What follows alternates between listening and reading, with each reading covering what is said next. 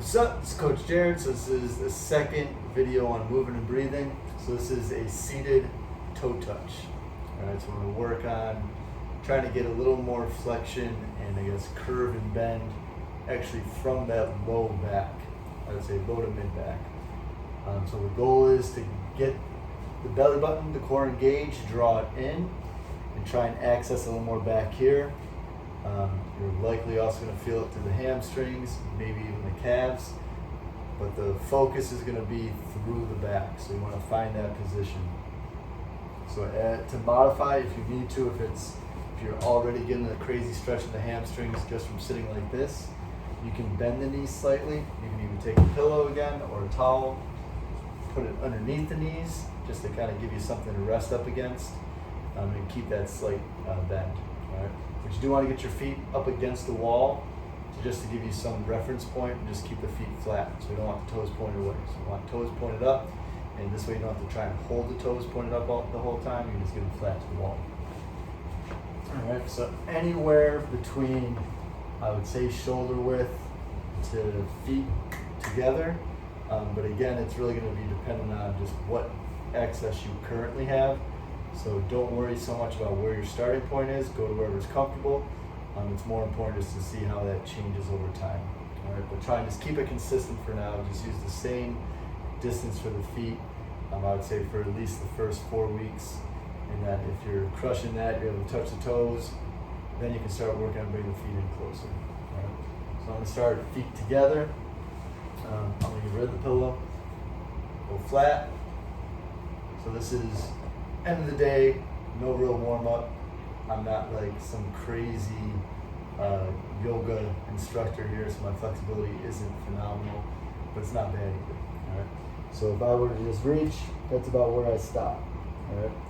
So what I'm going to do here now is I'm just going to relax my head. So I'm going to go side to side. I'm going to rotate a little bit just to find a nice, comfortable, relaxed position. Then I'm going to draw my belly button in. All right, when I draw my belly button in, that's going to also pull my ribs in. I'm going to take a big breath in, and as I breathe, because I'm keeping my core engaged, I'm keeping my belly button, my ribs drawn in, I'm going to focus my breath into my chest and my upper back. And since I'm reaching, that's going to help spread my shoulder blades apart. So that's going to help open up that access to breathing up into the higher part of my trunk as opposed to belly breathing only. So I'm actually keeping the belly pulled in. So I don't want to breathe through my belly right now. All right.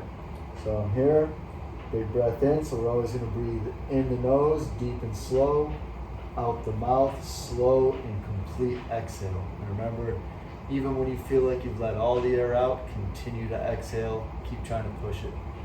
As I exhale, I'm going to try and go into the stretch more. As I inhale, I'm going to come out of it a little bit. Okay? So something like this.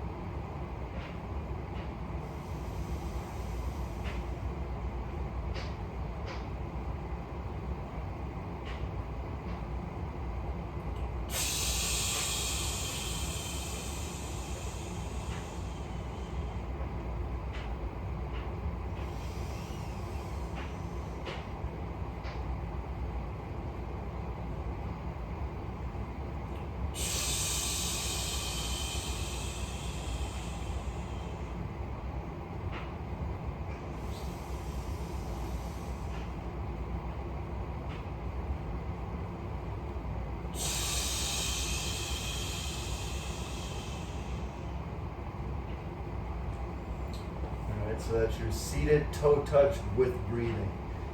So when you do this, it's probably good to take a video of yourself, and as you bend and you re-watch that video, see how that back's bending. Do you see more bending maybe in the upper back? Do you see the low back being flat? Do you see more of an even curve from the low back, from the tailbone all the way up? And then also just note for yourself, where are you feeling the stretch the most? All right, are you feeling it in the calves? Are you feeling it in the hamstrings? Are you feeling it more in the low back? Or are you feeling it in the upper back? Do you you end up getting a cramp somewhere. I've seen that happen with clients. All right, give it a try.